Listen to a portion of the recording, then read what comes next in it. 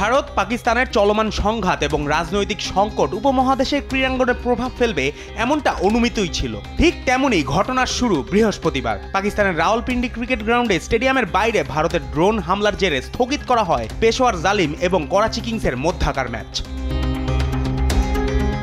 এরপরই জরুরি বৈঠকে বসে পাকিস্তান ক্রিকেট বোর্ড। রাতে এক বিজ্ঞপ্তিতে পিসিবি জানায় সহসাই বর্তমান পরিস্থিতির উন্নতির কোনো সম্ভাবনা না থাকায় পিসিএল এর বাকি ম্যাচগুলো সংযুক্ত আরব আমিরাতে আয়োজনের সিদ্ধান্ত নিয়েছে তারা।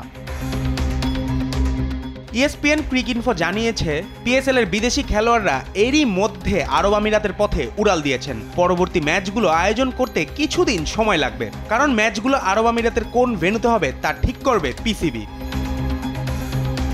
এর আগেও একাধিকবার আরব আমিরাতে অনুষ্ঠিত হয়েছে পিসিএল এর ম্যাচ। 2016 সালে প্রথম আসরের পুরোটাই হয়েছিল মধ্যপ্রাচ্যের দেশটিতে। 2017 সালে ফাইনাল ছাড়া টুর্নামেন্টের বাকি ম্যাচগুলোও হয় সেখানেই। এছাড়া করোনা মহামারীর কারণে 2021 সালের আসরও আংশিকভাবে হয় আরব আমিরাতে। পিএসএল এর নতুন সময়সূচি প্রভাব ফেলবে পাকিস্তানের আন্তর্জাতিক সূচিতেও। আগের সূচি অনুযায়ী 18 মে পিএসএল এর ফাইনাল হওয়ার কথা ছিল। এর 3 দিন পর 5 ম্যাচের টি20 সিরিজ খেলতে পাকিস্তানে যাওয়ার কথা ছিল বাংলাদেশ ক্রিকেট দলের। এখন এই সিরিজ হবে কিনা সেটা নিয়েও দেখা দিয়েছে সংশয়। জুবায়ের নূর, স্পোর্টস ডেস্ক, দেশ টিভি।